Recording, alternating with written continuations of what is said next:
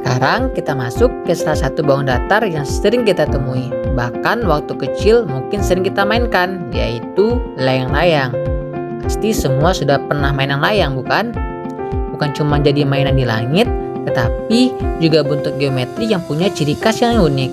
Layang-layang punya 4 sisi.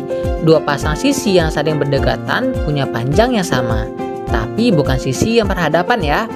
Kalau kita lihat gambarnya, sisi A sama panjangnya dengan panjang sisi B. Dan sisi C sama panjangnya dengan sisi D.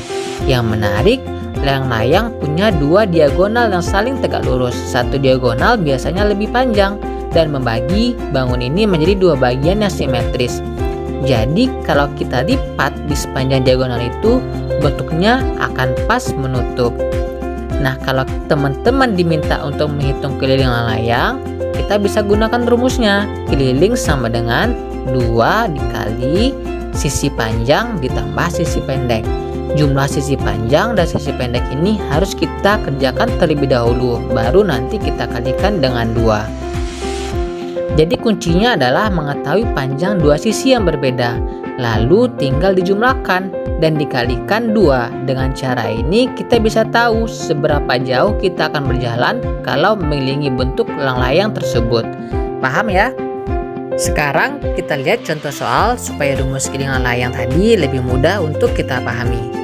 Teman-teman, bayangkan kita punya sebuah layang-layang. Bentuknya seperti yang ada di gambar slide ini. Dengan 2 sisi panjang, masing-masing panjangnya 12 cm dan 2 sisi pendek yang masing-masing panjangnya adalah 9 cm.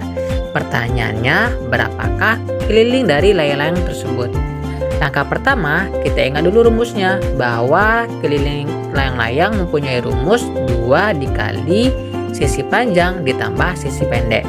Nah, sekarang tinggal kita substitusikan atau kita masukkan angkanya ke dalam rumus. Sehingga keliling sama dengan 2 dikali 12 ditambah 9. Kita hitung yang di dalam kurung terlebih dahulu. 12 ditambah 9 sama dengan 21. Lalu kita kalikan dengan 2. 2 dikali 21 sama dengan 42. Artinya keliling layang-layang ini adalah 42 cm. Jadi kalau kita mengelilingi layang-layang ini dengan penggaris atau tali, panjang talinya yang dibutuhkan adalah 42 cm.